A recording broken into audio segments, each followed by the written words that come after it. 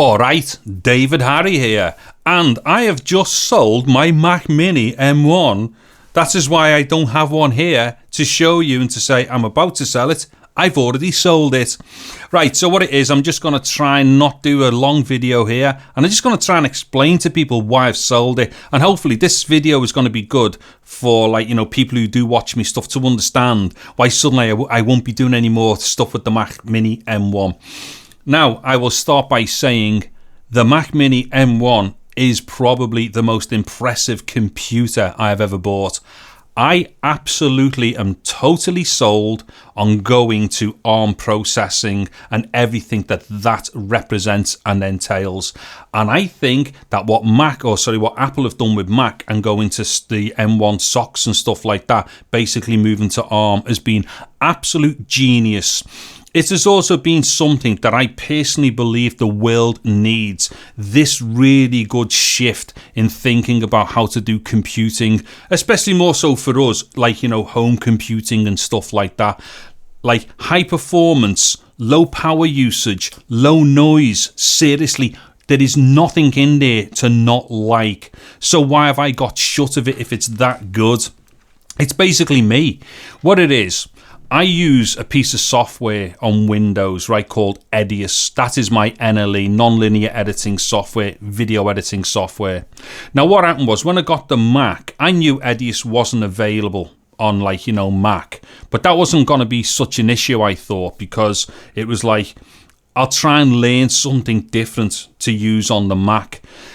The problem is, when you're doing YouTube videos like every day, or you're doing something associated with YouTube every day, whether that's testing stuff for your own personal testing for future videos, you basically, your main tool as a YouTuber is either your video camera or your editor. And I think that's probably the same for most YouTubers. So, me having this idea that I could start teaching myself another software package, say for instance FCP. Now, I'd used FCP in the past, so up until version 7 point something. And the FCP, the way it is now, is it looks totally different. I was kind of half used to the older version of FCP. The later FCPs and stuff looked too different to me. Wasn't something I could immediately get into, and to be honest, I didn't particularly like the interface. There's nothing wrong with FCP. It's just not for me. So then the obvious choice there is Resolve.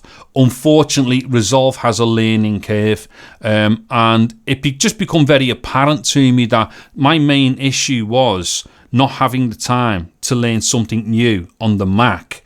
And I was obviously having to do stuff on a daily basis for YouTube, which meant using Windows and Edius to do that. So that was my massive stumbling block to using the Mac, because the Mac had to become a workhorse for me.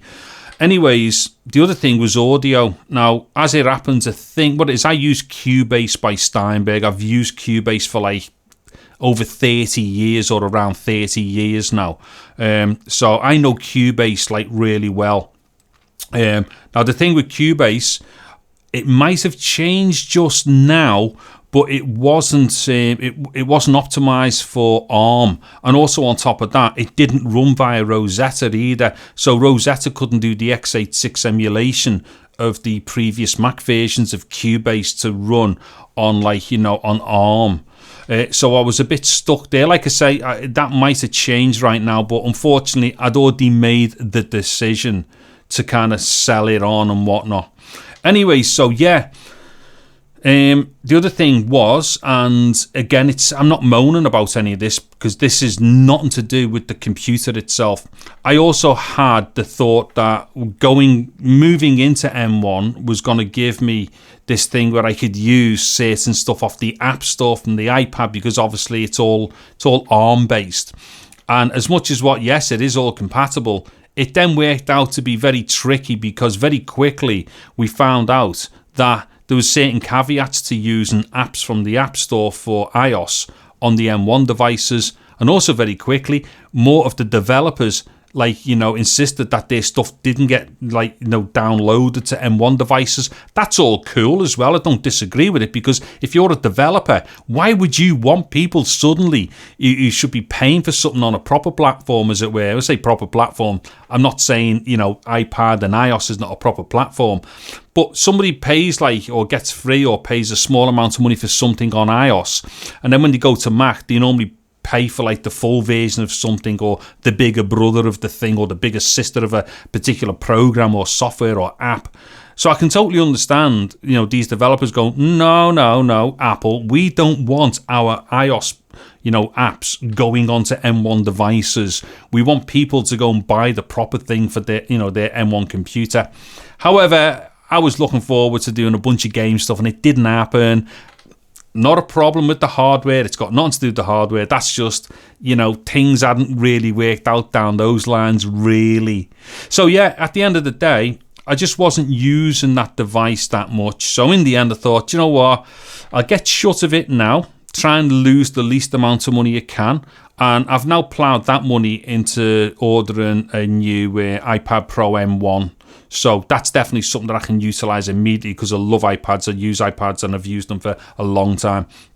So the thing is, the idea that I've got here now is, I'm going to give it so many months. I'm going to learn Resolve on my PC, because obviously it'll work exactly the same as it will off PC moving to Mac.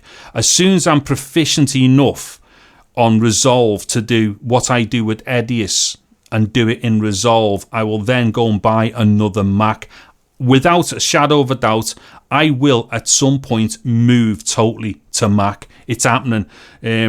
Don't get me wrong, if there was the equivalent on Windows to do with ARM processing, which there kind of is, but it's nowhere near as eloquent as what Mac are doing.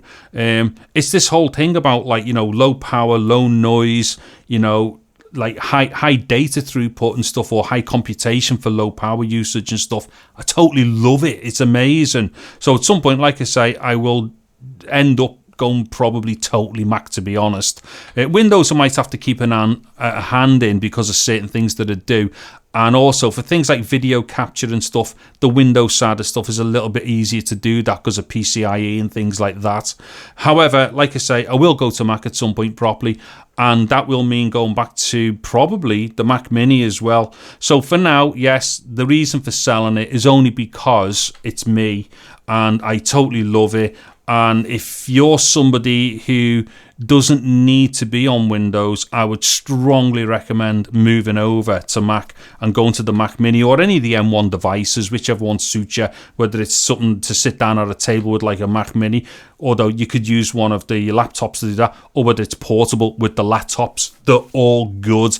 Anyways, there you go then. That was my reasons for selling my Mac Mini M1. If you've liked this video, please give it a thumbs up. Also, consider subscribing to my channel and getting all over that bell notification icon.